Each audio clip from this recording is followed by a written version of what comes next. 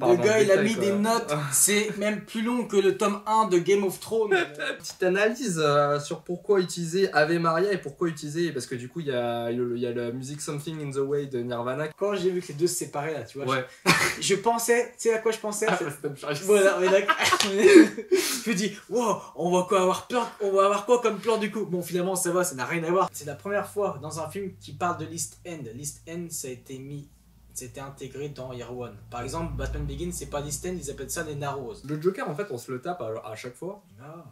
Bah, et puis là, bon courage aussi pour proposer après l'écriture et les interprétations de Ledger et Phoenix, hein, franchement. Ah, de ouf.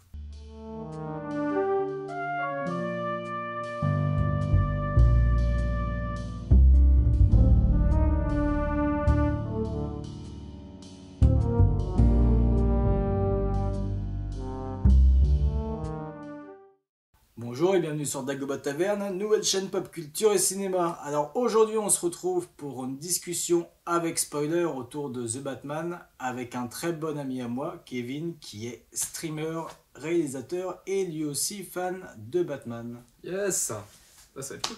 Donc, par quoi on commence? Bah là du coup t'as dit qu'on commence direct avec spoiler. Ouais, donc, ouais, carrément. Parce que moi c'est que j'avais fait des petites notes parler du film et tout en me disant ouais on va essayer de pas spoiler. Après on peut quand même commencer en disant on comme spoil tu sens pas. Et après on parle. Le gars il a mis des notes, c'est même plus long que le tome 1 de Game of Thrones. On a une proposition qui est complètement différente pour un film Batman. Et c'est assumé jusqu'au bout. Après, c'est sûr, ça plaira pas à tout le monde parce qu'on est sur quelque chose qui est loin d'être mainstream. Matt Reeves, il est tellement précis, des fois il te fait des focus juste sur limite 2 mm de l'écran que, par exemple, le courrier de Selina que Bruce Lee, là, Ouais. où la première fois, je voyais que c'était un peu flou et j'avais pas vu qu'en fait le focus, je l'ai vu que au second visionnage, que le focus était fait que sur l'adresse Selina Kyle, voilà, c'est mais c'est un peu... C'est assez particulier parce qu'il récupère la facture à ce moment-là. Ouais. En fait, le truc qui est prédominant, c'est le côté facture écrit en rouge. Oui. Et justement, en fait, t'as l'impression que le focus est fait dessus. C'est ça. Parce que du coup, instinctivement, tes yeux regardent ce qui est marqué. Et en fait, lui, il te fait le focus sur le nom. Et c'est comme ça que tu sais qu'il sait que c'est Selina. Et c'est ultra ingénieux, quoi. Après, c'est sûr, c'est des petits détails, mais je trouve que Matt Reeves, il a vraiment... pris ce parti-là de bien mettre en scène, de bien mettre en évidence certains détails, peut-être qui plairont pas au grand public, non c'est clair. C'est vrai qu'on avait dit ils vont dire ah, c'est quoi, c'est flou ça. Alors oui, moi je vais être assez méprisant pour faire dire hein. Dagobah Taverne, si vous ne connaissez pas, moi je parle sans langue de bois, c'est du franc-parler. On a un certain avis à propos d'une partie du grand public. Voilà, pas tous, mais une partie du grand public. C'est vrai que des fois, c'est pas évident de faire un amalgame tellement il me casse les couilles. Et ça, et ça. Donc arrêtez un peu d'être au bout d'un moment. Sinon, si vous cassez comme ça, et ben continuez à regarder des Marvel Studios, des Fast and Furious, des Calmerades, et venez pas casser. Une autre chose aussi, moi j'ai tendance à jurer pas mal. Ils savent toucher les fans. C'est bon. Vous avez sur lui, sur la trilogie de... Si vous avez vu mes vidéos précédentes ou non, à chaque fin, je comptabilise. Donc là, on va faire pareil, on va faire un petit match, on va voir entre lui et moi à la fin qui a perdu. Je pense que ce sera moi, quoique, parce que des fois, toi, quand tu stream, tu m'as dit que aussi... Ouais, moi, en fait, quand je stream... T'as l'insulte passée qui vient sans... Après, comme là, je suis ton invité, je suis vraiment en mode... Tu vois, je me resterai un peu, je me dis, faut rester calme et tout. Mais non, tranquille, tu sais que t'es sur Dagobah Taverne et c'est vraiment... voilà, tranquille. C'est vrai qu'en stream, il y a des moments où je pète des câbles, je suis en mode... Mais en fait, des fois, c'est instinctif, parce que c'est vrai que moi, je dis toujours des hauts juste... Vraiment, tu sais, pour c'est bien, parce que là, il s'en est mis deux. Comme ça c'est nickel. Ouais, voilà, quoi. Tranquille, tu vois. Mais ouais, moi, tu sais, genre un peu comme ça pour exprimer une émotion. Et en fait, c'est bizarre, juste avec ce mot-là, tu peux te dire pas mal de trucs. Bon, moi, je le fais tout le temps. Chaque fois, c'est... Non, mais je comprends. Moi, je suis un peu comme ça aussi.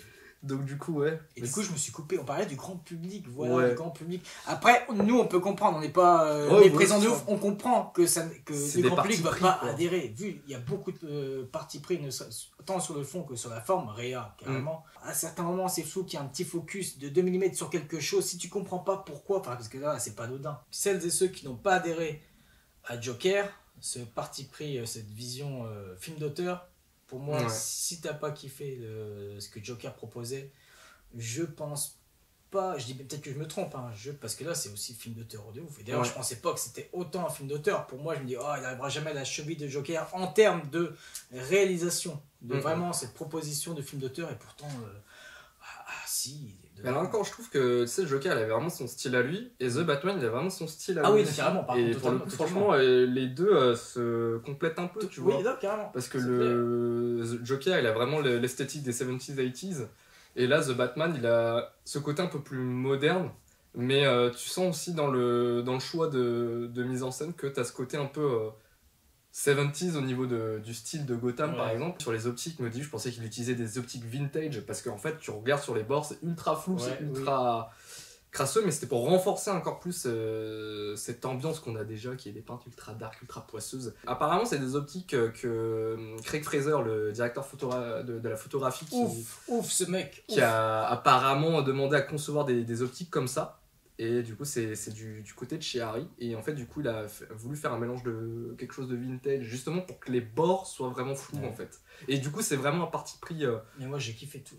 Esthétique. Je kiffe. Pour vraiment comment dire, accentuer ce côté encore plus crasse, même si tu sens qu'il y a du flou sur les bords, et je trouve que ça rajoute un peu plus de texture en plus. L'idée de mise en scène est là. En fait, c'est pour te faire, enfin moi je repense à un truc, c'est par exemple, là du coup on est dans la partie full spoil. Oui, de toute façon on sera toujours full spoil. Voilà, c'est par exemple le Riddler quand il tue sa première cible, qui est donc le maire. T'as ce fameux outil qui revient beaucoup.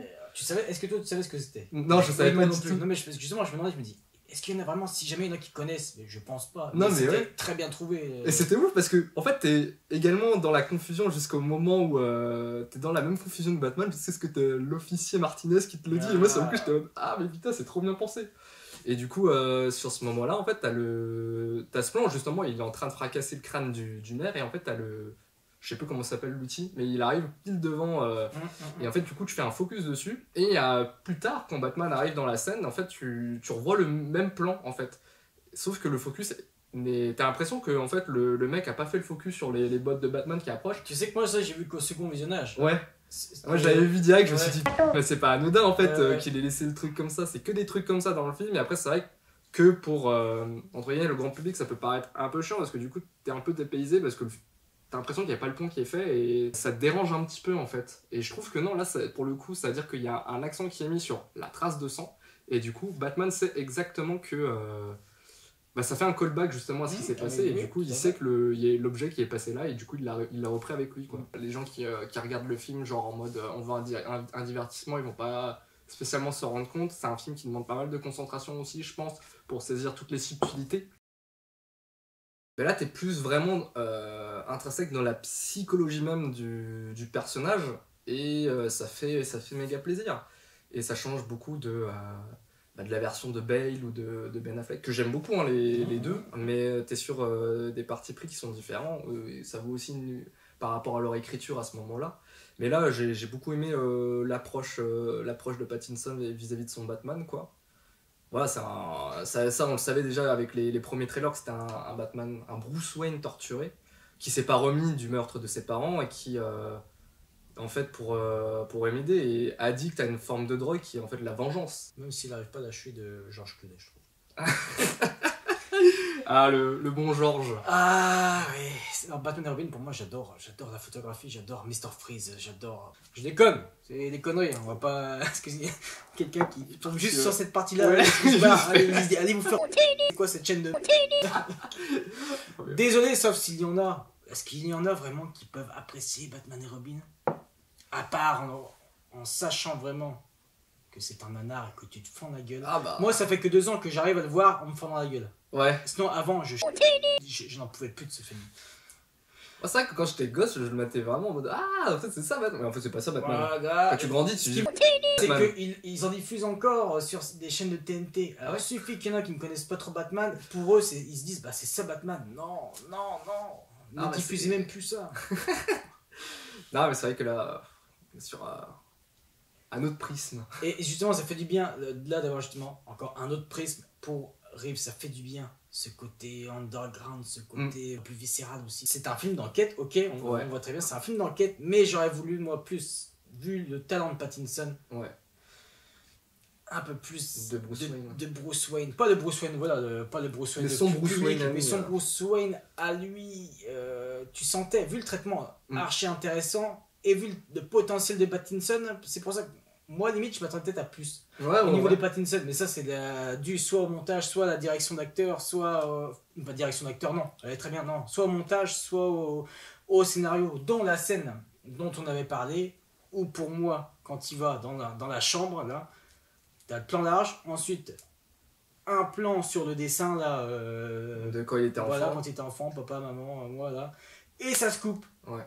À quoi ça cette scène du coup alors que il y a un background dans cette scène. C'est obligé, il y a un background. Et on avait dit, vu moi une scène que j'ai vue dans le making of où il est torse nu et il pète un câble. Voilà, grave. Ah, c'est vrai que. Dommage. Ça... Bah ouais, c'est vrai que c'est. En plus, la scène, elle apparaît. Mais je crois que c'était à partir du moment où, sur le film, je trouvais que, tu vois, en termes de rythme, ça commençait à être un peu trop rapide. Ouais. Dans le sens où, en fait, tu sens qu'il manque des scènes, parce que là, il y a tout qui commence à aller trop vite. Bah, notamment au niveau des révélations vis-à-vis des Wayne et tout. Après, voilà, c'est un parti pris. Moi, je trouve que le rythme du film, il se tient en soi. Il y en a qui trouvent que c'est trop long. Mais moi, perso, je trouve que le rythme sur la première heure est ultra bien amené, la deuxième aussi. Et à partir de 2 heures, en fait, tu sens que tu as tout qui commence à aller un peu plus vite, notamment vis-à-vis des révélations et tout ça. Et je pense que ça manque. Non, ça c'est vrai. Non, révélation par rapport à qui a tué les Wayne. Est-ce que c'est Maroni? Scène suivante, excellente scène de l'hôpital, où là tu apprends que c'est sûrement Falcone ou alors un simple passant, un truand comme Joe Chill, comme dans les comics. Voilà. Mais ouais, hop, une première soi-disant révélation, hop, t'as la seconde révélation dans la scène d'après. Non, mais c'est sûr. Je pense qu'il y a des parties qui ont été coupées, et aussi au vu de la manière dont ils parlent, de leur vision du personnage, tu sens tout de suite qu'ils ont voulu faire un truc. Et c'est marrant parce que là j'ai oublié encore des critiques. Il y a beaucoup qui pensent que voilà, là c'est le Batman dépressif, torturé. Bah moi je trouve pas assez.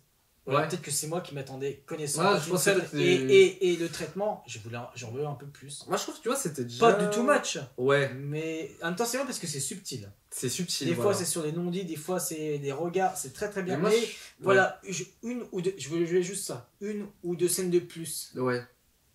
En brousse. Voilà, c'est ça. Et ouais, c'est vrai que toi tu m'en avais pas mal parlé de ça. Et c'est vrai, moi j'avais trouvé ça plutôt subtil. C'est vrai que je regardais beaucoup ces micro-expressions et moi j'étais vraiment à fond dans. Enfin, surtout à la deuxième séance, j'étais trop comme ça. Ouais, moi aussi, des fois, je m'étais. Et ouais, j'étais. C'est marrant parce que moi, je m'étais plus comme ça pour toutes les scènes avec Selina Kyle. Ouais, moi, c'était vraiment avec Bruce, j'étais comme ça, j'étais en mode. Parce qu'en vrai, Pattinson, moi, c'est un acteur au final que tu vois, j'ai commencé à apprécier au fil des années parce que, voilà, pour pas mal de gens, c'est Twilight. Alors que c'est pas ça, Pattinson. C'est pas ça! Regardez ma critique que j'ai fait où j'ai poussé un coup de gueule. Faut arrêter Twilight. Pattinson, c'est pas Twilight. Bref. Il a fait plein d'autres films à côté et c'est là quand tu vois sa subtilité. C'est un acteur très versatile qui s'implique énormément sur le processus créatif de son personnage et qui adopte son personnage. Ça s'est vu dans toutes les interviews. Ouais. Je n'ai jamais vu de tous les interprètes, Keaton, Bale, tous, vraiment, Affleck, quelqu'un parler autant avec passion de toutes ses recherches, aussi impliqué dans le personnage. Vraiment, les interviews que j'ai lues, et je les ai pas toutes lues. Non, j'ai pas tout vu non plus, mais et tu sens que le gars, il est à fond, puissance 1000. Quand il te parle du Batman, là, du film animé. Ah là, il m'a fait plaisir. Quand j'ai lu ça, oui, peut-être 2 mois avant, là, où il parle de Mask of the Fantastic, qui pour moi, Batman contre le fantôme masqué, et pour moi, encore, aujourd'hui, le meilleur Batman. D'ailleurs, c'est marrant, parce que ce matin même, sur la page Facebook de Empire, il y avait un article où eux, ils disaient que pour eux, c'était encore aujourd'hui le meilleur film Batman, et pour moi, c'est encore le meilleur film. Donc oui, le fait qu'il aborde ça, je dis le mec a compris, tu vois.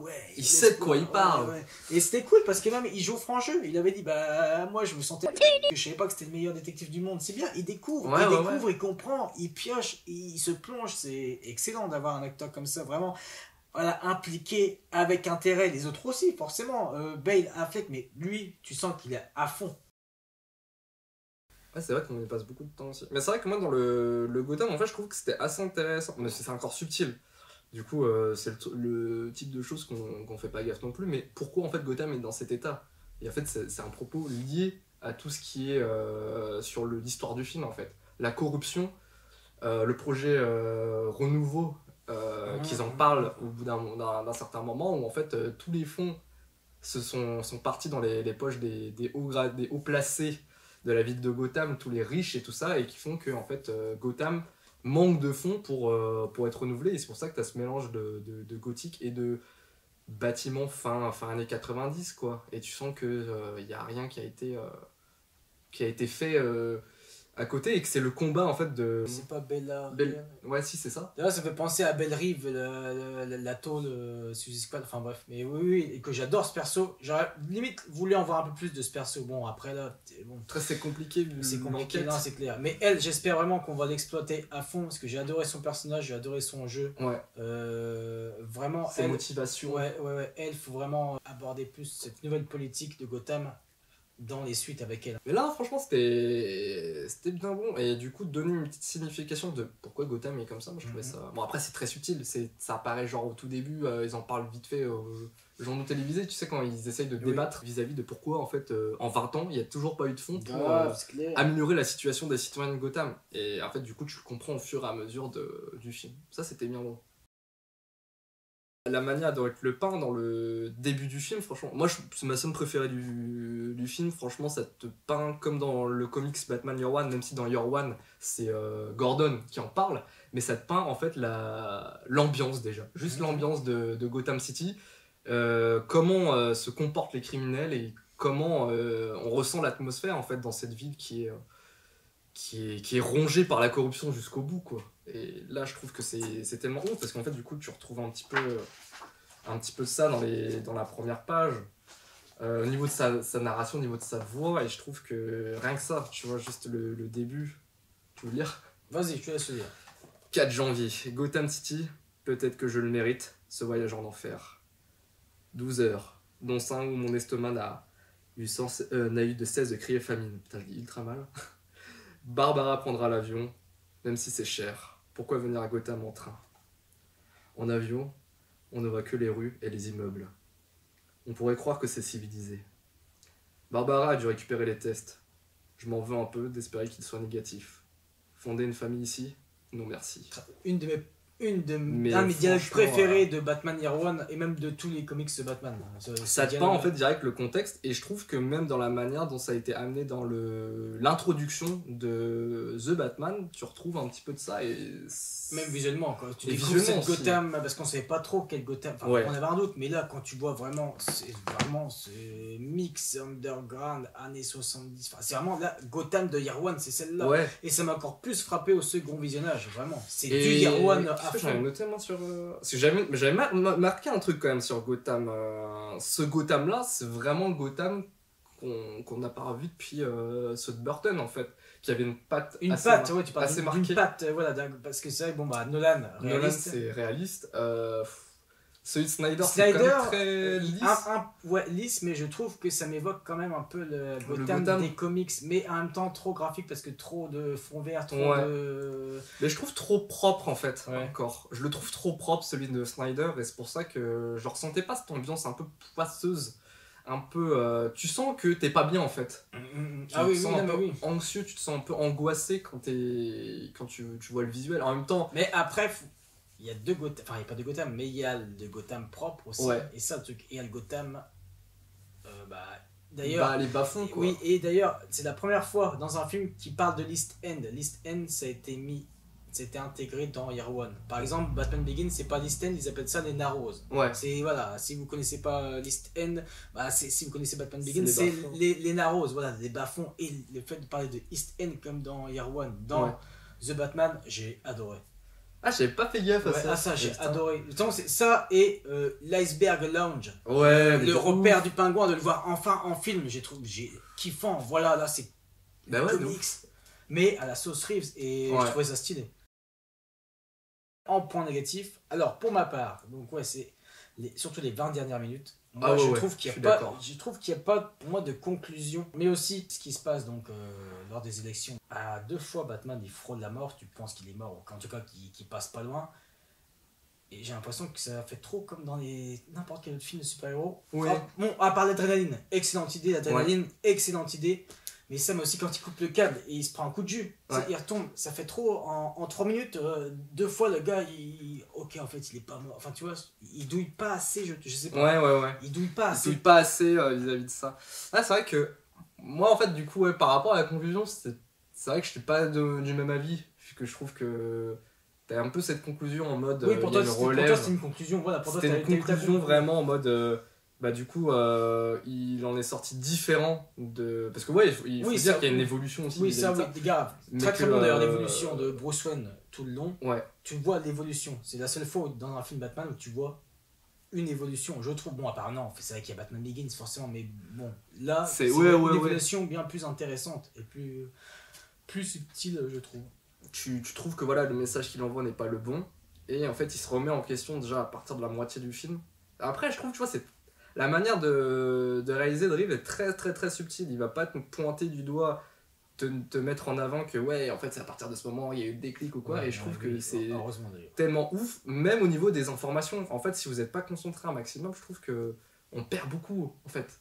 Et pas que, même au niveau des dialogues, même au niveau de l'intensité du regard, il y a quelque chose qui se dégage. Et voilà, après, moi, c'est vraiment mon avis sur le jeu des acteurs. Je trouve qu'ils dégagent tellement un truc et que ça joue énormément sur le non-dit. Les personnages ont bien plus à communiquer que leur ligne de dialogue, quoi.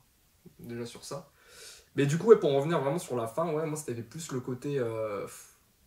Les mecs, vous nous avez fait un Batman très couillu de bout en bout, et juste les 20 dernières minutes, il fallait partir sur du... Bon, c'est pas non plus du grand spectacle, mais sur un truc un peu clichésque. On sait... Rien que le plan où Catwoman, tu la vois déjà regarder l'échelle, tu sais tout de suite ce qui va se passer. Genre, limite, il aurait fallu retirer ce plan. Et encore, je trouve que... Là, Batman, tu le sentais déjà à de nombreuses reprises que le mec, il était dans des zones de risque, notamment, tu sais, la scène de l'explosion où il se réveille et tout, il est sur le point de se faire retirer son masque. Je trouvais ça tellement couillu de la part des... Même si, la première fois que j'ai vu, je me dis, wow, l'explosion que t'es quand même prêt, t'as rien mec quand même. Enfin, je parle là, sur la gueule, je parle le fait qu'ils soient inconscients, ça c'est nickel, la preuve qu'ils se réveillent, ça je trouve ça ouf. Mais je trouve mais ça je suis d'accord avec toi. Parce qu'il était vachement prêt, une explosion comme ça t'es prêt. Pareil pour Alfred et tout aussi.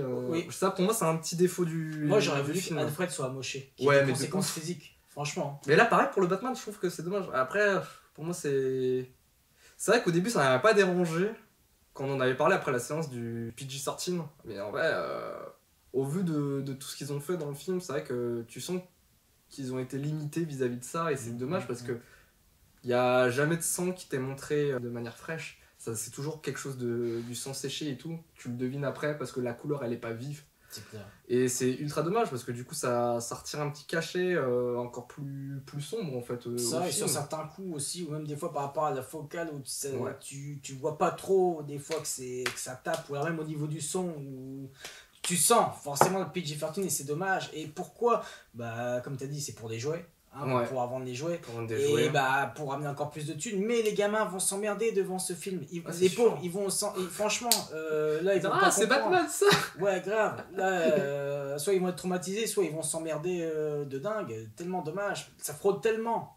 Tout le long ça fraude avec la viscéralité. T'as vraiment un traitement particulier que tu vois pas au fond des choses à cause de ce PG-13 qui est tellement dommage. Pareil du coup comme tu disais pour Alfred, parce qu'au final du coup il s'en remet.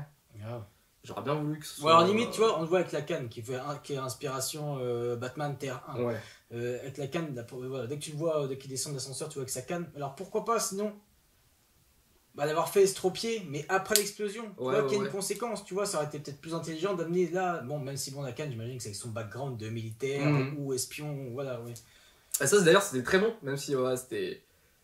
c'est subtil encore une fois, c'est que des trucs de manière subtile, mais voilà, si on lit pas à travers cette ligne de dialogue qu'il était dans l'armée avant, c'est clair. On comprend pas. Et en fait, même le fait que c'est lui qui a entraîné Batman, qui a entraîné Bruce Wayne dès son plus jeune âge, pas complètement dans sa formation. Mais ça, du coup, tu l'as dans le préquel, je crois. On va en parler du préquel. Donc, raconte-nous ce qu'est le... Parce que si vous êtes au courant ou non, il y a un préquel... en roman, c'est une nouvelle, c'est ça? Ouais, c'est une nouvelle de The Batman. Je crois que t'as... Et donc, Moi je l'ai pas lu, mais j'étais tombé sur les différentes informations qu'il y avait, parce que je suivais tellement l'actu sur le film. Et du coup voilà, qui est sorti en France en roman jeunesse, en bibliothèque verte. Alors est-ce que... Parce que des fois en France, ils te sortent des trucs en bibliothèque verte, enfin en jeunesse, alors que c'est pas forcément de jeunesse. Donc du coup... Je sais pas, honnêtement je l'ai pas lu pour savoir la qualité d'écriture de ce bouquin, mais j'étais tombé sur des différents youtubeurs qui avaient lu le bouquin justement pour parler des différents détails qu'on a vis-à-vis de ce préquel en fait. Et en fait on est sur une version où on suit la jeunesse de Bruce Wayne et la jeunesse du Riddler, donc en parallèle. Et en fait tu comprends un peu mieux certains éléments vis-à-vis de la psyché de Bruce. Pourquoi il est comme ça? Parce que voilà, c'est quelqu'un qui est pas très confiant de base dans cette version-là. C'est un Bruce Wayne qui est pas du tout confiant, qui est encore traumatisé par le meurtre de ses parents, même si c'est pas explicitement dit, je crois. Mais c'est que en fait, du coup, ça l'a beaucoup marqué et en fait, il se focalise sur une passion qui est en fait les courses de rue, Lego et tout ça. Et Dominique Toretto. C'est pour ça qu'on en parlait tout à l'heure, mais je te disais, voilà, c'est... Moi, ça me dérange pas. Carrément, c'est un parti pris réaliste, course de rue. Et en fait, du coup, tu comprends... Enfin, moi, en fait, de ces éléments-là qu'il y a dans ce préquel, je comprends comment fonctionne la Batmobile dans The Batman. Parce qu'en fait... Non, spoil pas trop. Ouais. Dans le bouquin, tu sais que voilà, c'est quelqu'un qui est passionné par ça, qui est un peu débrouillard, mécano, et qui n'en a rien à foutre de son image. Et du coup, lui, en fait, a pas pour but de construire une Batmobile, en fait. Il a pour but de se faire la caisse la plus rapide. D'accord. Et c'est juste ça l'idée. Et qu'après, du coup, je suppose que dans le film, parce que c'est vrai que ça, il y a rien qui t'a expliqué, mais que du coup, il a repris ce concept-là, plus il l'a amélioré vis-à-vis de son blindage en mode Batman. Et pour moi, la première fois que tu vois la Batmobile dans le film, c'est la première fois qu'il l'utilise, parce que tu le vois caler.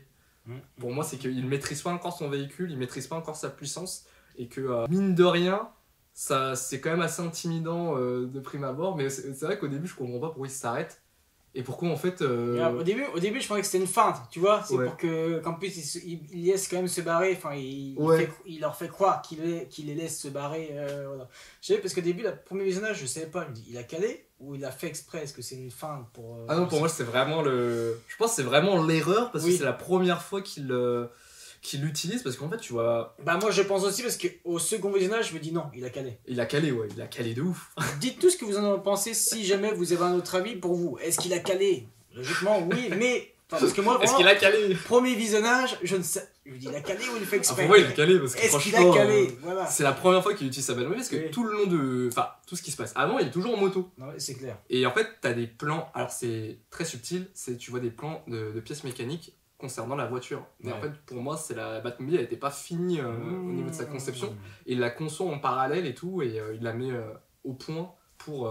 Mais tu sais que moi, j'aurais voulu voir ça. Même si c'est un parti pris, mais le fait de le voir lui, justement, pour moi, il manque un peu de ce côté mécano, voilà, ce côté débrouillard. Parce que ce traitement de Bruce, c'est très bien, mais pas, comme on disait, pas assez exploré. Et ça, j'aurais bien voulu voir. C'est vrai que ça aurait été cool. La mécanique, franchement, ça aurait été stylé. Il n'y a pas que l'enquête, qu'en même temps, bah, déjà, il y a un peu plus le gars avec le sommeil et tout, avec l'enquête et tout, mais qu'en plus de ça, ça aurait été intéressant, je trouve. Et ça, d'ailleurs, le sommeil aussi, quand il en parle dès le début du film, c'est vrai que c'est ultra intéressant. Ça, j'ai adoré avec ses problèmes de mémoire, ça j'adore, ça c'est excellent. Bah d'ailleurs toute le parti pris de l'intro, du coup ça c'est un truc que j'aurais bien voulu voir un peu plus du film comme toi, le côté voix off, journal. Ça voilà, un autre point négatif je trouve, et toi aussi, c'est ça que donc ça on se rejoint, pas parce que le fait que ce soit en voix off, ce côté journal, ça fait penser forcément aux comics, à Year One et le journal d'enquête, ça c'est excellent, mais pour moi il y avait que au début et à la fin. Et au début à la fin. Moi j'en aurais voulu un petit peu plus de ce journal. Mais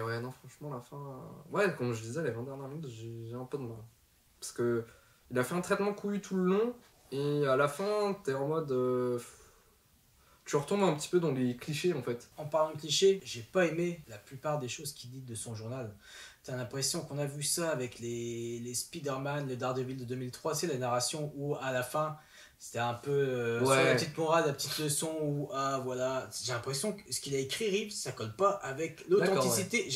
Pour moi, j'ai l'impression que c'est trop cliché ce que tu nous dis, c'est trop basique ce qu'il dit Bruce, c'est mon avis. Mais moi ça va. Tu vois, ça te parle, mais moi je trouve que non, c'est trop Ouais, je comprends. Trop mainstream. C'est vrai que t'étais dans le truc et tout. Mais c'est vrai que moi, je trouve que ça apportait une touche de lumière. Mais en même temps, voilà, ça va avec l'évolution du personnage. Mais après, c'est vrai que. Non, vraiment, je l'ai trouvé plutôt cohérent. Mais c'est vrai que. C'est cohérent, mais je trouve que c'est le choix des mots. Mais moi, ça fait phrases. Plus, c'est là où j'ai trouvé ma fin de film, en fait. Ma conclusion, c'était dans ces derniers mots où, en fait, je pense que ça a été tourné plus pour faire une forme de.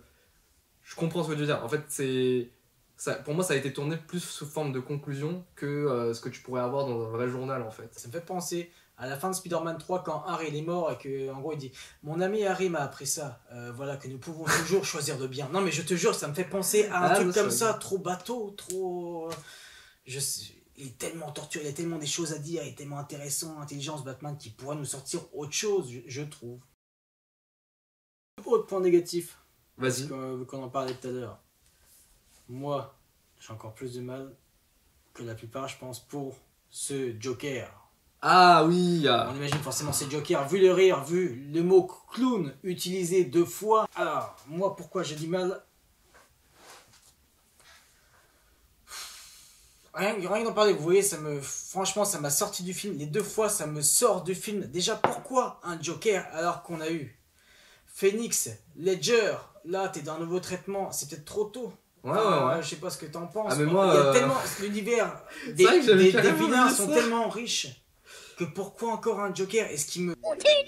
J'ai l'impression, mis à part sa gueule, que c'est un Joker mainstream dans sa façon de parler. Il faut toujours que ce soit un peu comme ça, c'est un peu. Ouais. Moi, j'aurais voulu, vu comment Reeves, tu fais tes traitements assez réalistes et à ta sauce, t'es même pas obligé de les faire. Parce que moi, là, ce que je vois, je vais me faire pourrir sûrement, mais j'ai l'impression que c'est les Jokers qu'on voit dans les fan-films. Ouais. Cliché de ouf. Et puis avec les rires. Ça marche pas de rire. Moi, il pas marché. Moi, je le trouve fake le rire, alors que Barry Keoghan, il est ouf. Ah, il est ouf. Mais moi, c'est juste la scène qui m'a posé ce souci parce qu'en fait, du coup, ça veut dire que tu veux utiliser pour un autre truc alors que t'avais pas spécialement besoin de faire ça pour finir ton film. Enfin, le film en lui-même, tu peux le terminer comme ça marchait bien, tu vois. Rajouter cette scène, ça m'a un peu décroché du truc parce que du coup, ça veut dire que tu veux le teaser pour une suite. Et en fait, que le film il peut suffire en lui-même. Et je trouve ça tellement dommage parce que. Ouais, je sais pas. Moi, personnellement, la scène, c'est vrai que t'en parlais en point négatif. C'est vrai que moi, je l'avais oublié parce que pour moi, elle n'existe pas cette scène. Non, non.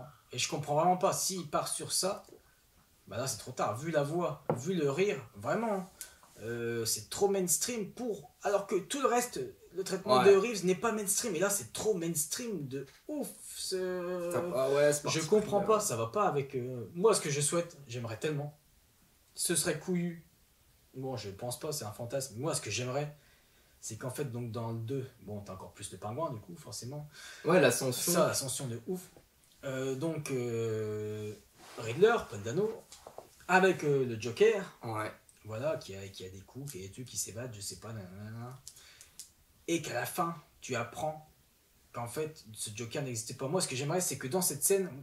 On fait ça au second visionnage qu'en fait, là, c'est tellement un échec, il est tellement frustré, mais de dingue, ça le touche beaucoup, surtout qu'il est dérangé, donc ça le touche encore plus. Il est dérangé. Et qu'en fait, c'est un rouage de secours qui s'est enclenché suite à son échec pour se consoler un peu. Ce serait tellement couillu, tu vois, de mettre un méchant que tu connais dans un vrai méchant, voilà, le Joker, mais qu'en fait, non, c'est juste une projection, c'est un peu de la schizophrénie. Enfin, je trouve ça, j'aimerais tellement, et puis du coup, ça me gâcherait moins de. J'aimerais tellement parce que là vraiment je comprends pas. Je comprends l'idée là de ça. Mais en vrai l'idée de cette projection ça passerait de ouf. Grave. Vu comment il est déjà dérangé le personnage du Riddler. Parce que là en plus le console tu vois donc tu vois il a besoin de ça, il se fait son truc, ce serait tellement dingue de voilà parce que non là tu repars vraiment à cette fin plus de mainstream. Pourquoi il y a tellement de méchants plus intéressants. Des comics.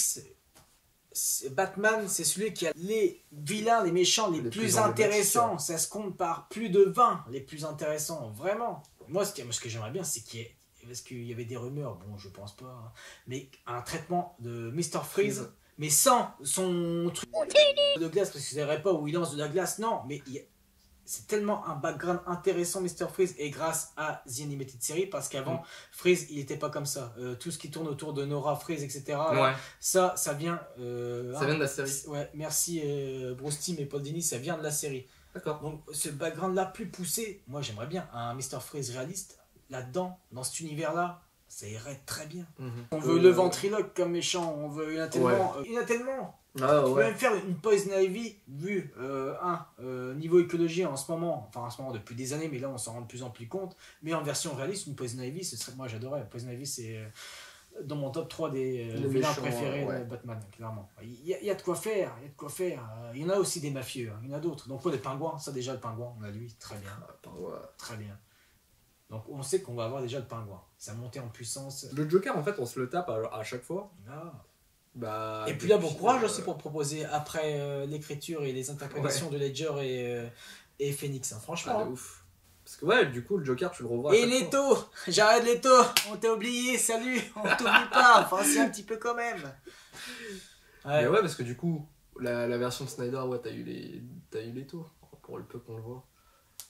Mais limite, je vais me faire défoncer. Mais c'est l'avocat du diable. Mais franchement, même si j'aime pas le Joker de Leto, je préfère le Joker de Leto de Suicide Squad, de ce que j'ai vu là, qui fait trop cliché, trop fan-film,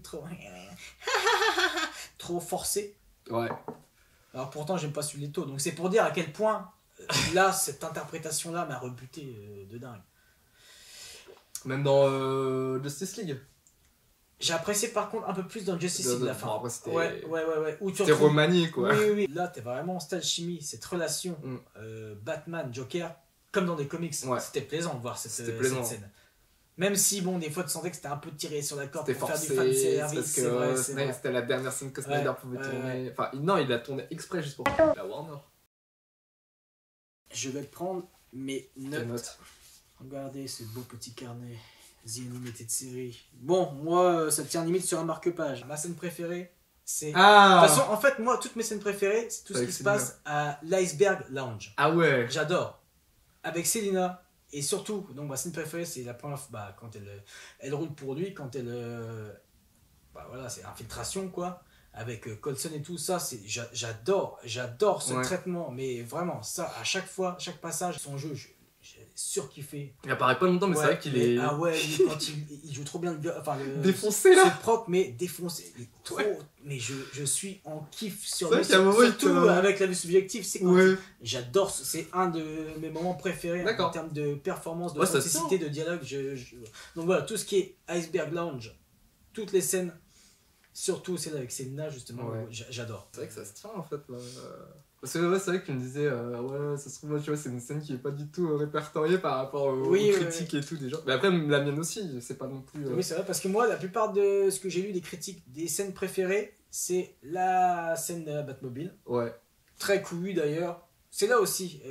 Même les scènes d'action, il a le parti pris de réaliser en film d'auteur et non pas en film de blockbuster. Donc t'as pas des. Enfin, ça, j'adore. T'as pas. C'est pas surcuté. Et l'image est très lisible. Après, c'est vrai qu'il y en a beaucoup qui disent c'est long, c'est chiant, il n'y a pas assez d'impact, mais je trouve que c'est un vrai parti pris de. Là, c'est très réaliste. Là, une course-poursuite comme ça sous la pluie, là, c'est vraiment du réalisme. Matt Reeves, il avait. Déjà, tu le voyais avec La Planète des Singes, l'habitude de coller sa caméra sur un objet vraiment pour suivre tout le déroulé, et là, il le reproduit ici vachement bien. Plus, du coup, après aussi, qu'on en a parlé, la vue subjective. La vue subjective qui est ultra bien utilisée pour montrer un peu.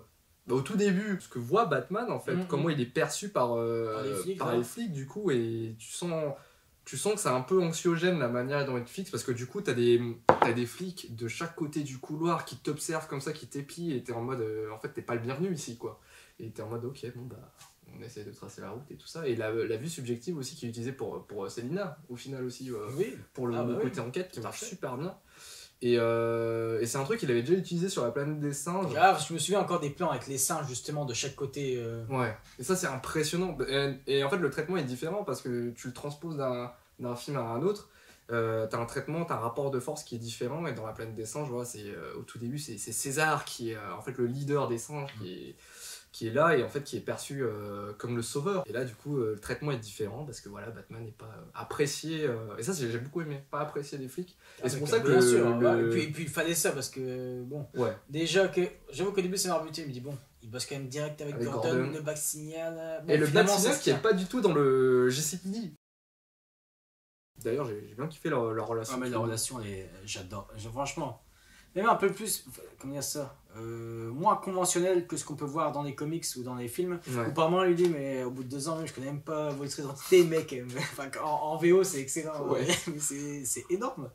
Non, là, tu as vraiment une alchimie très intéressante entre les deux. Ouais, puis leur phase d'enquête à chaque fois ensemble, mais ça. Ouais. Puis la scène de confrontation, enfin, de confrontation. Là, Jeffrey Wright m'a régalé avec son jeu. Comment il parle là, justement. La gestion. Ouais, là, le jeu qui te sort là. Ah ouais, donc on parle bien sûr de la scène quand Gordon et Batman se retrouvent seuls. Voilà, qu'il y a les autres flicards là derrière là, qui regardent. Ils jouent un double jeu et en fait les deux communiquent par le regard et je trouve ça tellement ouf, les deux ils se transmettent pas mal d'infos par rapport à ça. La wingsuit, excellente idée parce que c'est très réaliste, ça existe, mais c'est le fait de comment elle vient. Tu vois déjà le FX de ouf et ça sort tout de la cape, enfin vu ce traitement assez réaliste. C'est le truc qui m'a un peu sorti, bon, même si bon, là il avait pas le temps, il pouvait pas la planquer, il a pas prévu, il a planqué quelque part ou quoi que ce, mais je sais pas, limite, vu que sa cape, elle est quand même, enfin, que sa wingsuit soit derrière, donc imagine, il a la cape là, mais en dessous la cape qu'elle a accrochée, tu vois, et que tu sais, tu vois ce que je veux dire, mais bon, après, c'est sûr que le temps de l'enfiler, bon, les flics sont déjà là, mais c'est ça le truc qui m'a un peu. D'accord. Et ce qui fait que la première fois, malgré les plans de ouf, quand il s'envole, j'ai pas du coup apprécié. D'accord. Et j'ai commencé à réapprécier quand il se pète la gueule. Je me dis, ah ça va, il y a quand même une partie réaliste, c'est bien. Et tu sais quoi, limite, pour moi, il n'y a pas assez, il douille pas assez. Ouais, c'est vrai qu'il douille pas assez. Dans ce film. Même si bon, dans la plupart des films, il douille pas assez. Mais là, vu le traitement, je veux le voir douiller plus. Pareil pour les balles, des fois j'ai l'impression que c'est un peu trop par balle. C'est un peu trop. Parce que, ok, c'est par balle. Mais aussi vis-à-vis de ça. Non, c'est du Kevlar. Tu reçois le choc, tu l'accuses et tu as l'impression qu'il s'en remet soit facilement ou alors que c'est à peine ça dérafle comme si on lançait des je sais pas, des caca de pigeons, ça lui fait rien. Non mais sérieusement, c'est à la fin, enfin l'adrénaline qui défonce le gars. Apparemment Gordon le calme. Mais et d'un coup, à partir de là, normal. Moi j'aurais voulu que le gars il a l'adrénaline, tu sais qu'un Batman déjà lui flippant mais de ouf, c'est qu'il soit enfin tu vois qu'il a ses yeux de ouf non, d'un coup il réagit à limite normal non, qui reste encore dans le qui encore les faits, quoi. Limite qu'il fasse flipper de ouf déjà, qu'il est très intense, très intéressant déjà, mais alors là encore plus mec, t'as l'adrénaline donc tu vois, j'ai l'impression que des fois ça retombe trop dans le mainstream, dommage vu le traitement parce que là l'adrénaline t'as l'impression que c'était juste pour les coups et après hop bah elle est plus là. C'est l'effet c'est vrai que c'est dommage, ça aurait été intéressant mais le coup de l'adrénaline c'était, mais par contre voilà, l'adrénaline très très bonne idée. Parce que là, du coup, tu le sens vraiment en détresse pour aller la sauver. Et la musique, Michael Giacchino. Ouais, c'est vrai que la musique, qui, comme je l'avais dit dans ma critique sans spoiler, que moi, j'ai du mal avec ces BO. Ouais, moi aussi. Une fois sur deux, je suis pas à fond. Et là, ça te sert tellement. Enfin, ça va tellement bien avec le film, ça s'adapte tellement bien au traitement. Tous les thèmes. Je crois même que mon thème préféré, moi, c'est celui de Selina. Ouais. Non seulement d'ailleurs j'adore le perso, il m'a touché dedans, mais j'en reviendrai après sur Selina. Et donc le thème de The Riddler. Le thème de The Riddler avec Ave Maria. Les 4 premières notes de Ave Maria. Mais ça c'est voilà, mais c'est dingue.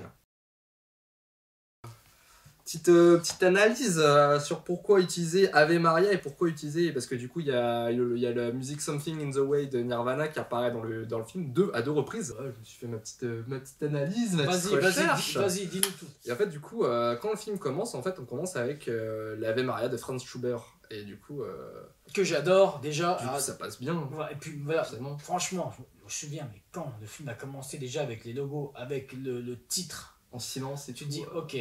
Tu sais comment ça va être, je pense. Après, Ave Maria, après avec ce point de vue subjectif là, avec la longue vue, dans l'œil du tueur. Mais là, franchement, d'ouvrir une adaptation de comics comme ça, c'est des couilles. Donc oui, Ave Maria. Déjà d'un point de vue artistique, c'est juste ouf. Mais d'un point de vue symbolique également, parce que t'as cette figure un petit peu divine dans cette musique. Ça t'annonce un peu ce qui va se passer en fait.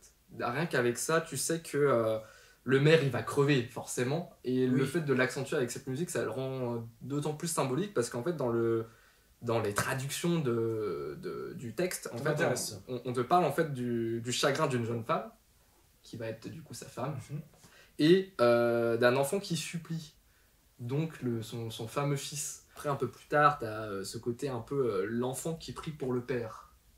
Sauf que bon, au final... Bon, oui, c'est vrai. Si ce qui arrive, c'est clair. C'est un peu... Mais après, j'avais remarqué cet aspect où en fait, du coup, même le Riddler à Arkham, il la chante aussi, il la chantonne. Oh, ça j'adore. Et ce passage-là, en fait, c'est qu'il se prend pour une figure divine à ce moment-là. C'est lui qui a le contrôle sur la vie et la mort. Et en fait, pour moi, c'est vraiment symbolique la manière dont il l'utilise à l'introduction du film, parce que du coup, il a le contrôle sur ce qui va se passer. Et d'un autre côté, ça me fait un peu écho aussi un petit peu à son background d'orphelin, en fait, qui supplie aussi pour... je le vois aussi de cette manière-là, même si voilà, je ne suis pas non plus rentré à fond dans l'analyse et le détail des paroles, mais je trouve que en fait, ça peut être à double sens. Après, tu peux faire également écho vis-à-vis du background de Batman, mais dans tous les cas, je trouve que la musique est très très symbolique vis-à-vis de ça. Et elle n'est pas utilisée de manière anodine, en fait. Et après, elle est aussi utilisée pour du coup annoncer la mort, parce qu'en fait, tu l'as un peu avant que Coulson se fasse exploser aussi. Et après, du coup, Something in the Way, dans le titre, je pense que voilà, ça annonce quelque chose qui va arriver. Et en fait, les deux manières dont elles sont utilisées, je trouve ça assez percutant, parce que du coup, elle apparaît à la première fin de soirée de l'introduction donc, de Batman et tout, qui annonce quelque chose qui va arriver après avoir enquêté sur place sur la scène de crime. Et en fait, tu sais que la semaine qui va arriver va être très compliquée pour lui, il y a quelque chose qui va se passer, donc quelque chose de très sombre. Et après, la deuxième fois qu'elle est utilisée, c'est à la fin du film, pour annoncer quelque chose de... En fait, je trouve que la première fois quand elle est utilisée, ça veut annoncer quelque chose de plus sombre, et la deuxième fois, quelque chose de plus mesuré, dans le sens où il y a un peu d'espoir dans tout ça, au contenu du développement du film. Parce que c'est vrai que la manière dont on parle l'introduction du film, t'es en mode ouais, c'est dans l'obscurité, dans le sombre et tout ça. Et à la fin, t'as un peu plus de lumière parce qu'en fait, il a compris qu'il doit changer un petit peu sa manière de faire. Parce que voilà, c'est... Enfin, je sais pas si toi tu l'avais compris. Ah, ça, oui, aussi. Oui. Malgré, encore une fois, les dialogues, les paroles, vraiment. ça passera pas. Ah ouais, vraiment. Mais du coup, franchement, je trouve que t'as vraiment cette évolution du Bat, enfin, de la vengeance, parce que c'est vrai qu'il est jamais présenté en tant que Batman, et ça c'est ouf, parce que il est appelé que Batman, je crois, 1 ou 2 fois dans le film. Tout le long du temps, on le présente en tant que vengeance. Et c'est assez ouf, quand même. Ah oui, parti pris. Jusqu'à, du coup, la fameuse scène à la fin où ça le percute. Et t'es en mode, ok, le message qu'il envoie est pas le bon. Et en fait, après, c'est vrai que c'est un peu trop théâtral sur la fin, comme on disait. Peut-être que là, c'était beaucoup moins subtil, vu de la manière dont il amène la fameuse lumière dans l'obscurité. Oui. Mais je trouvais ce plan assez symbolique, de rien. Non, bien sûr. Et te montrer également l'évolution de la manière dont il te peint, dont il se peint en fait au tout début, parce qu'il embrasse l'obscurité. Et à la fin, il devient la lumière pour guider les gens, et je trouve que c'était une belle évolution vis-à-vis du message que ça proposait au niveau du film, quoi. D'ailleurs, moi, quand j'ai vu le bande-annonce, ce plan-là, mais moi, je me dis, waouh, c'est authentique. Tout le monde qui suit Batman, là, c'est un peu de sauveur. J'imaginais une scène dans les égouts, je sais pas. Je me dis, waouh, t'as jamais vu ça pour du Batman. Moi, et du coup, en fait, j'étais frustré dans le film qu'on n'en voit pas plus. Tu vois. C'est pour ça, cette conclusion, pour moi, elle est trop. Il y a trop hâtive. Enfin, je sais pas. Il manque un truc. Non, je trouve ça cool aussi, là, le parti pris que les gens le suivent, sachant que tout ce qui se passe au début, t'es en mode, les gens ils flippent de ouf quand ils le voient. Surtout le gars qui se fait agresser au début, là. Oui. Qui est en mode, me faites pas de mal, ou un truc comme ça. Et d'ailleurs, ça m'a saoulé que, je me souviens plus de son prénom, Bella Reev, je sais plus, bref, le personnage que j'adore. Ça a fait pour moi une redite avec les personnages asiatiques du début. Là, tu vois bien que le mec il a sauvé, donc sois pas trop craintif. Pour moi, ça fait trop de clichés qu'on a déjà vu avec certains Batman ou certains films de super-héros où on se méfie un peu trop. Là, je trouvais que c'était. Là, le gars vient vous sauver, là, t'étais. Enfin, je sais pas. Mais après, pour moi, je le voyais plus. Il en faut un pour tendre la main en premier, et c'est le gamin. C'est le gamin, ouais. Et sur le coup, c'est à partir de là que. d'un point de vue symbolique où en fait c'est l'innocence qui accepte le truc. Ça permet à tout le monde de. Ouais, c'est d'accord, mais à la limite, il fallait pas. Enfin, je sais pas. Mais ouais. Après, je comprends ton point de vue vis-à-vis surtout, de ça. Surtout, elle est intelligente. Ouais. Tu viens de te prendre une bastos, là, tu vois bien ce qu'il a fait. Le gars, c'était pour vous sauver, il a coupé le câble et s'est cassé la gueule. Enfin, je sais pas. Il s'est cassé la gueule, il a fait s'électrocuter, il a fait le crever. Il a outrepassé la mort 3 fois. Mais ouais. Selina Kyle. J'ai adoré Zoé Kravitz, le traitement, son jeu. Ouais. J'adore. Même physiquement, il y a un plan où justement, ce plan j'adore quand elle parle à Bruce, là, avant qu'elle retire ses lunettes, elle est sur un lavabo là. Ouais. Tu vois ce plan comme ça, où ouais. elle a les 2 bras tendus, où tu vois un petit peu ses petits triceps. Ouais. Si ça avait été un corps féminin normal, pour moi ça aurait moins ça serait moins pas bien tu vois, là, vraiment, même voilà, pour dire que jusque dans le corps, on veut pas une fitness girl non plus, mais là, elle... T'as ce côté un peu du Rowan, quoi. Voilà, ça va très bien. Et c'est vraiment, voilà. Parce que moi, Anna Thaoué, par exemple, j'ai du mal. Dans son costume, c'est une meuf vraiment très, très, très normale, avec un costume qui essaie de faire moulant, mais du coup, tu moules rien parce qu'il n'y a rien. Voilà, pourtant, je suis féministe. Je suis pas le genre de gars, même dans ma critique comics, j'avais dit arrêtons avec les gros nibards, les culs super squattés, tout. Voilà, ok, très. Mais là, Anna Thaoué, ça passait pas pour moi. Parce que tu sentais pas le côté agile. T'es Catwoman, voilà, tu dois être agile, tu dois être quand même. Alors que là, Zoé Kravitz, t'y crois à fond. Ouais, de ouf. Elle, c'est tu vois bien aussi la transition, la première fois aussi, quand tu sais, elle rentre dans l'appart. Oui. J'ai quelqu'un qui fait aussi cette scène où, du coup, elle réconcilie sa nana, là. Ça, justement, Catwoman bisexuelle. C'est très intéressant. J'ai pas vu grand monde en parler, mais c'est vrai que c'est très intéressant de faire l'accent dessus. Vu que c'est dans le background, dans les comics et tout ça, et franchement c'était cool là. Et mais j'ai beaucoup aimé la manière dont ça fait un peu de double jeu, surtout que là t'es dans l'œil d'un voyeur. Et là c'était vraiment cool d'être dans l'œil de Batman en mode voyeur, il examine le truc. Et du coup il regarde fenêtre par fenêtre l'évolution de ce personnage, en fait, qui a bien plus de choses à cacher que ce qu'elle laisse transparaître. C'est vrai qu'en termes d'écriture de personnage, j'ai beaucoup aimé cette approche de Selina Kyle. beaucoup plus proche des comics qu'on a l'habitude de la voir. Un plaisir de revoir. Après, pour moi, vraiment, j'ai toujours dit Michel Pfeiffer, vu l'écriture, vu la psychologie, vu le jeu, c'était dingue.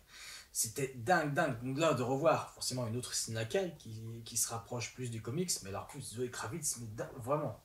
Qu'est-ce que j'avais marqué, moi J'adore. Physiquement, niveau du jeu, traitement, tout, énorme Zoé Kravitz.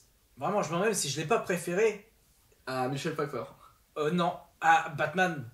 Pattinson. Ok. Par rapport au traitement, je parle, parce que Pattinson est dingue, mais pour moi, voilà, il manque un truc. Il manque des scènes. Voilà. Tu sens qu'il manque des scènes parce que. En vrai, je trouve que tu sens qu'il manque des scènes parce qu'il a voulu faire un truc et ça a peut-être dû être coupé au montage parce que soit déjà le film il dure 3 heures, donc c'est vrai que pour tout ce qui est projection au ciné, non mais ça se comprend. Non mais ça se comprend, tu perds du fric, ça se comprend quand même, c'est clair. Mais voilà, la fameuse rumeur soi-disant où il y a une version de 4 heures. Ouais. Et ça ne m'étonnerait pas, vu Reeves ce qu'il a fait, il est tellement dans son trip. Donc en espérant que la fameuse rumeur soi-disant il serait dans les Blu-ray, je ne sais pas si c'est le cas. J'aimerais vraiment. Si ils peuvent nous la faire comme parce qu'il manque quelques petits trucs, surtout par rapport au traitement de Bruce. En parlant de Catwoman, leur relation. Alors moi j'ai un problème avec les baisers, les bisous. Ouais. Moi j'en aurais voulu moins. Parce que pour moi, ça a encore plus travaillé cette tension un peu amoureuse, mais aussi surtout érotique, cette tension sexuelle, s'il y avait moins de bisous. Ça va, ils s'embrassent une fois les deux, et ensuite elle l'embrasse quand il est avant qu'ils se mettent l'adrénaline. Au pire, j'aurais voulu qu'elle l'embrasse. Voilà, le bisou des deux là. Non, j'aurais voulu le retirer, ça fait trop. Je trouve qu'on fraude limite même si tu comprends carrément l'intérêt qu'ils éprouvent l'un pour l'autre, l'alchimie, tu comprends de ouf, même la tension sexuelle. Mais c'est cool qu'ils se soient pas embrassés à la fin. Moi, ça, carrément. J'ai bien kiffé parce que tu sens il y a une retenue, tu sens il y a une tension pendant quelques secondes. Même si, bon, pour moi, ça ne vaudra jamais la tension, c'est forcément la tension sexuelle de dingue. Je sais pas si tu te souviens dans Batman Returns, entre Pfeiffer et Keaton, la tension sexuelle, mais je crois qu'on n'égalera jamais ça. Même si là, il y a de la tension quand même sexuelle. Il y a de la tension. Mais bon, tu peux jamais égaler ça. Mais c'est tout aussi bon que ça propose autre chose et c'est très bien. Mais voilà, juste peut-être. Moi, c'est vraiment. La tension sexuelle a encore plus marché s'ils ne s'embrassaient pas. Tu sens qu'ils ont envie, tu vois, mais que.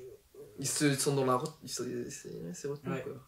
Là, c'est vrai que Moi, je trouve qu'il y a quand même un baiser de trop dans celui-là. En même temps, ils viennent de se rencontrer. L'histoire, de toute manière, elle se passe sur une semaine. Oui. Alfred, pour moi, un peu trop mis sur le côté. Même si, bon, là, encore une fois, on accepte. C'est un film d'enquête. On s'en fout d'aller à droite, à gauche, vers le personnel. Non, mais Alfred, malgré cet excellent traitement, et avec la scène de l'hôpital, tout, il manque. C'est vrai et pareil pour Bruce. T'en veux en voir plus parce que tu sens qu'il y a de la retenue en fait. Tu sens qu'il y a une relation assez ambiguë entre les deux parce que lui il en parle très rapidement du fait qu'il n'était pas prêt à endosser ça pour Bruce et qu'il n'a jamais trouvé la bonne voie, le bon compromis pour être une figure paternelle parce que ce qu'il disait c'est il vous fallait un père mais vous m'avez eu moi.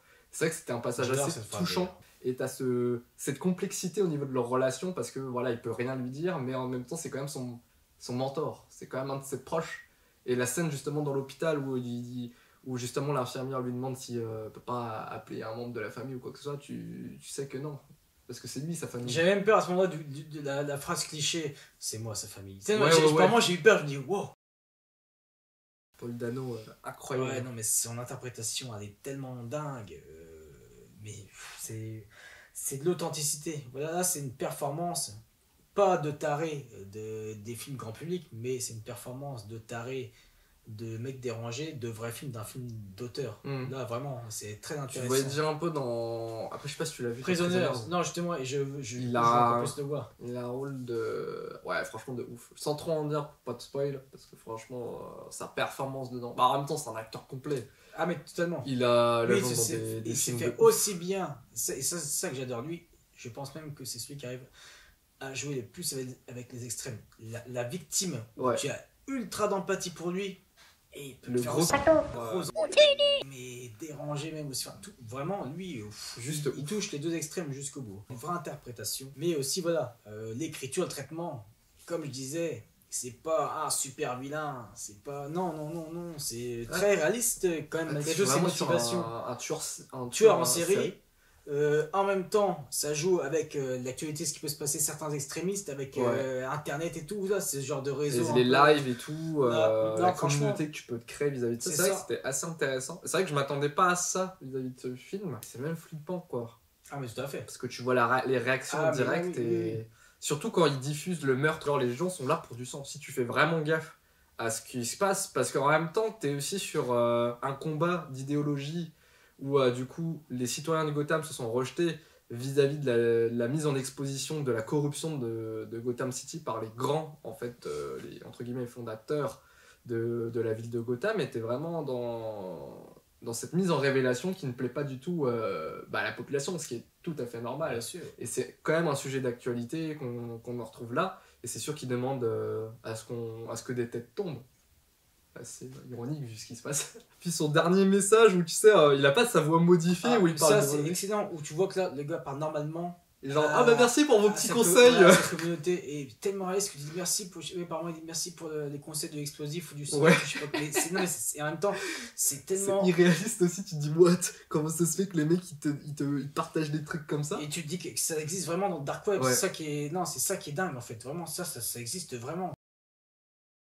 Colin Farrell, son jeu, mais le maquillage, les prothèses, excellent. Je m'attendais pas à un jeu très. Voilà, De Niro, des Scorsese, voilà. Il a un petit truc au niveau du regard, et puis la première fois que tu le vois, t'as... Mais tu vois trop, c'est trop ça, mais vraiment. Il fait... Dès le début. Quand il voit Batman, quoi. Là, mais cet accent, ouais, carrément. Je ose. Ça m'a fait marrer. Mais c'est vraiment De Niro, c'est 300% De Niro. Et ça aurait pu être casse-gueule, mais non, c'est pas casse-gueule. Non, c'est très très bon. Même des fois, il te fait triper, même ça qui est dingue. C'est ce côté un peu charmant, tu sais. Et ce côté un peu menaçant parce que tu touches à mes intérêts, vengeance. Et puis voilà. Non mais j'adore beaucoup les films de gangsters, voilà, ou de mafia des années 70, 80, début 90, et là c'est pour ça j'espère retrouver ça, tout ce background d'un peu pègre, mafia dans la série. Dans la série, c'est vrai qu'il y a la série que mais aussi dans le 2, parce que dans le 2 limite je veux pas d'autres méchants, limite j'aimerais qu'il y ait que le pingouin et que ça s'axe que tu vois sur les criminels. Tu vois, sur la pègre, les criminels. Il y a tellement à faire Ah, de ouf. Là, bah oui, changeons, que si changeons le parti pris réaliste, oui, il y a... Changeons un petit peu, juste au moins le temps d'un film, tu vois. Et puis là, vu le petit background, vu le personnage, il y a de quoi faire. Il apparaît pas tant que ça, mais le peu de temps qu'il apparaît, franchement, il est ouf. Donc oui, donc du coup, tu sais, la série sur Pingouin, et on va aborder les séries, parce qu'il y en a 3 sur les rails. Il y a la série donc GCPD, apparemment ça s'appelait Gotham Central comme les comics, bon finalement c'est pas ça, donc une sur les flics, une sur Cobblepot, une sur Arkham, et t'as entendu parler de la 4ème soi-disant sur Catwoman. Ah ouais? Ouais, ça tire un peu trop là. Là, vous tirez trop sur la corde. Moi limite je veux privilégier la qualité à la quantité pour que quand tu savoures que les 3 films, du coup tu savoures à fond. Pas trop tirer sur la corde. Sauf si Reeves arrive à bien chapeauter, et ça m'étonnerait, parce qu'il va pas avoir le temps de tout chapeauter sur les 4 séries. C'est quelqu'un qui prend vraiment son temps aussi. Exactement. Quand tu regardes sa filmographie, il a pas fait beaucoup de films, mais les films qu'il a fait, tu sens qu'il y a une vision derrière, et tu sens que c'est un mec qui prend son temps pour faire le truc. Il a une vraie vision d'auteur derrière, et là, si tu dois lancer plein de séries... Sur le coup, ça va être compliqué en fait. Si vraiment c'est cohérent, vraiment, si c'est cohérent et que ça va très bien avec cette Gotham là, moi je dis oui. Développer un The Batmanverse, pas de souci, mais là, ça fait beaucoup d'un coup. Ça fait trop, ouais. Il y a de l'espoir, tu te dis, ouais, ils ont accepté la proposition de Reeves comme Joker. Même si bon, Joker, hein, apparemment il a galéré plus d'1 an, Todd Phillips, pour essayer de les convaincre et tout. Et qu'ils ont financé à 50%, comme je dis, ils s'en sont mordus les doigts, bien fait pour... Hein, dire qu'ils ont coupé une demi-heure de Batman v Superman, c'est pour ça que le grand public, du coup, ça a foutu à partir de là. Hein.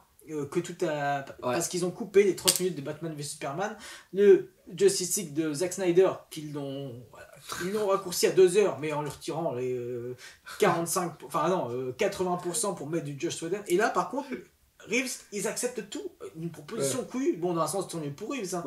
Mais tu te dis, mais les gars, qu'est-ce qui se passe? Je pense qu'ils ont quand même appris de leurs erreurs. Ils ont dit, avant, on est des gros... c'est vrai que là, Batman v Superman, Suicide Squad de ailleurs qui a été charcuté de ouf, richoté un peu aussi. Justice League, là je pense qu'enfin, au bout de 3 films, vous avez compris. Donc ouais, Reeves par contre, j'espère que pour les suites, bon, forcément, il aura la Final Cut, voilà, là il laisse faire sa vision, c'est sûr. Mais qu'aussi Reeves parte pas, comme je dis, dans ces 20 dernières minutes un peu mainstream. Là. Ouais, très classique. Parce que sinon, on ne tente pas faire de suite à The Batman. Vraiment. Ouais, parce que là, le film en soi... Moi, ça peut être un one-shot. Hein. Moi, ça peut être un one-shot. Le fait que tu coupes le passage de Caire, en fait, pour moi, le film peut se finir comme ça. Et bon, après, c'est vrai que toi, t'as pas ta conclusion comme toi, tu le voulais. Ouais, oui. Et après, moi, je me dis, bon, en fait, vu comment... Enfin, moi, franchement, le dernier plan du film, je me fais... Ouais, en fait, il se termine comme ça, c'est cool, t'as pas un gros... Non, par contre, ça, c'est bien, oui. Un gros, gros plan de... En mode, yes, un gros plan iconique. Non, là, très intimiste, le plan, j'aime beaucoup. Et tant mieux, parce que, honnêtement, quand j'ai vu que les deux se séparaient, là, tu vois, ouais. je pensais... Tu sais à quoi je pensais? Voilà, je me dis, wow, on va avoir quoi comme plan, du coup? Bon, finalement, ça va, ça n'a rien à voir, c'est pas la même... Mais sur le coup, j'ai pensé, je me dis, t'imagines, on voit pareil, vu du dessus. Non, très bien, d'ailleurs, les derniers plans, et puis, très bien. L'idée aussi de faire un focus sur les yeux le visage, en fait, de Batman, c'est super important, parce que tu comprends que il a ses obligations vis-à-vis de ça, mais que d'un autre côté, il aurait voulu la suivre. Tu le sens, bien sûr. Tu le sens de ouf. T'as l'impression que c'est plus lui qui était prêt à l'embrasser que elle, non. Parce que elle, voilà, ce qu'elle lui dit. Un peu de mélancolie dans cette relation, et ça fait plaisir. Parce que bien sûr. Ça a toujours été comme ça. Bonne proposition, ça fait du bien. Même si, voilà. C'était pas une claque. Voilà, c'est pas une claque. Mais niveau réa, pour moi, c'est la meilleure adaptation de comics. Niveau réalisation, pour moi, vraiment réalisation. Je parle réalisation, photographie, la proposition artistique. Voilà. Ah là, je crois qu'on est sur un des films les plus beaux, quoi. C'est clair. Moi qui pensais vraiment que ça allait... Je me dis non, il n'y aura jamais de Joker numéro 2 entre guillemets. Pour moi, vu ce que j'ai vu dans les trailers, ça me bottait. Il y a 1 ou 2 scènes, genre la Batmobile qui est... Tu sais, qui sort des flammes, là, ça faisait trop blockbuster. Mais ça va, il y a que ça, en fait. Ouais, il y a que ça. Et tant mieux. Je m'attendais vraiment mix. Et ça, blockbuster, mais film d'auteur, non. T'as juste un film d'auteur et très bien. Donc voilà, je pense qu'on a fait le tour déjà, c'est pas mal. Il y a toujours plein de choses à dire, mais... Non, c'est sûr. Avant de conclure Donc, niveau actualité Batman, sinon, parce qu'en 8 jours, il y en a eu des choses de sortie. Donc, comme tu avais dit, donc le préquel du film. Bon, comme encore une fois, sorti en roman jeunesse, bibliothèque verte, comprends pas pourquoi. Vraiment. À voir. Mais en tout cas, voilà, ça peut être intéressant. Mais je pense que je me le prendrai aussi pour le lire en détail. En plus, combien 6 €. Donc bon, pour 6 €, ça va. Je m'attendais à des caractères plus gros encore, vu que c'est du jeunesse. Donc ouais, 160 pages. Donc ça qui est sorti également la semaine dernière, l'intégrale de The Batman, mais The Batman, la série animée 2003, je 2004. Crois, ou 2004. Avec le recul, je trouve, dans cette version-là, des fois, t'avais un boost assez... Il y avait des propositions intéressantes. Assez intéressantes aussi, ouais. Dont Bennett, son meilleur ami. Ça, c'était un truc qu'ils avaient inventé eux. C'était très bien qu'ils donnaient avec les faces. Voilà. Ah, je vous ai spoilé, désolé. Bon, ça date de 2004, donc je pense qu'on l'a vu. Mais oui, donc ça qui est sorti. Également, Mad Movies, les hors-séries qu'ils font à chaque fois, ils sont vraiment très très bons, très authentiques. Donc là, ils en ont sorti un sur Batman. Et c'est pas que The Batman. C'est sur... je pense que c'est quand même pas mal tourné sur le net. Hein. Les fans l'ont vu. Il y a même une campagne Ulule pour des versions cartonnées. Donc là, ça aborde toutes les adaptations jusqu'au serial. Et aussi, qui est sorti aujourd'hui, mais bon, pour vous, ce sera hier. Enfin, après des années, Batman Terre 1, tome 3. Enfin, on va voir. Bon, même si pour moi, là, Imposter qui est sorti la semaine dernière, il n'égalera jamais, c'est sûr. Ça, je peux le dire d'avance, forcément. Au moins, on va peut-être avoir une conclusion. Mais une conclusion depuis toutes ces années. Même si Jeff Jones, à un moment, c'était mon artiste comics contemporain favori. Ouais. Et au fil des années, avec ses différentes casquettes et tout, même sur les DC films, là, du coup, je trouvais qu'en scénario, il a perdu de sa superbe de ouf. Donc, moi, j'espère retrouver le Jeff Jones qu'on a connu au moins une dernière fois, surtout pour conclure Batman Terre 1, qui était... parce que la proposition elle était très intéressante. Et du coup, tu le retrouves également dans le film. Donc, du coup, on conclut là. Je te remercie d'être venu. Merci à toi. Je vous mets son lien de stream dans la description. Si jamais nous on se retrouve très bientôt, dans 2-3 jours, peut-être même moins pour la critique de Batman Terre 1 tome 3. Également on va se retrouver pour les vidéos réactions et critiques de Moon Knight, en tout cas déjà le premier épisode, parce que si ça me plaît pas, c'est en fin mars. Ah d'accord, si ça me plaît pas, je vais pas faire toutes les vidéos réactions. On se retrouve également en mai pour Obi-Wan Kenobi, que j'attends comme un dingue. J'espère qu'ils ne se sont pas foirés. Vraiment, apparemment, il y a la bande-annonce qui sort dans 1 ou 2 semaines. Voilà, je ferai sûrement une vidéo réaction d'ailleurs. Donc voilà, je vous invite également à regarder, si vous ne connaissez pas ma chaîne, les vidéos réactions de The Book of The Book of Boba Fett, épisodes 5, 6 et 7, les meilleurs épisodes quand même de la série. Voilà. J'ai pas fini la série encore. Il faut que tu mates vraiment. Ah non, il faut que tu mates juste. 5, 6, 7, c'est ce qui est le plus intéressant. Même si pour moi, mon épisode préféré, c'est le 5. Pour beaucoup, c'est le 6. Mais pour moi, 6, un peu trop de fanservice. Même si en même temps, c'est l'épisode le plus ouf qu'on aura jamais eu. On est peut-être même trop dit pour toi, mais non, faut au moins que ça te donne parce que c'est dingue que tu te sois pas fait encore spoiler, vu tout ce qu'il y a sur les... C'est vrai que l'actualité Star Wars, c'est pas trop mon truc, donc du coup, je suis en mode... Non, mais tant mieux. Même moi, j'ai failli un coup mettre en photo de couverture un truc, je me dis, ouais, non, je pensais à toi, je pensais à Axel, il est sympa, je pensais à Axel, je me dis, ouais, alors pourtant, même par exemple, ces premières qu'on fait, il y a une semaine qu'on sorti un article, il y a full spoil d'un truc, donc je me dis, bon, on peut se permettre de spoiler, mais non, je vais attendre que tu l'aies terminé. Ça marche. Surtout que c'est que 2 épisodes, et puis non, c'est surtout pour le background de Star Wars en fait, c'est même pas le lore, le lore, surtout l'épisode 6. Ok. Donc voilà.